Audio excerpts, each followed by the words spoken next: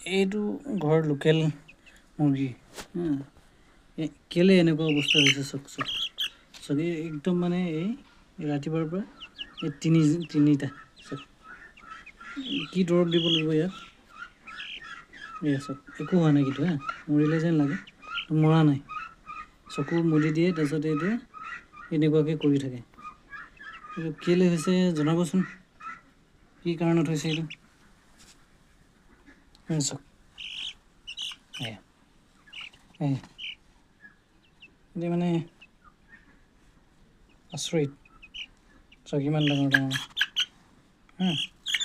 ভৰিবিলাক ঠেংবিলাক নচলে এনে এনে এনে ধলং পলং কৰি চক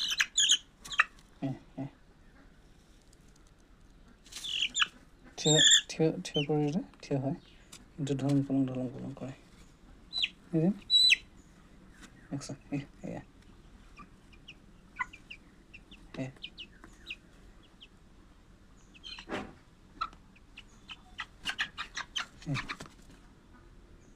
কি দৰৱ দিব লাগিব আপুনি জনাবচোন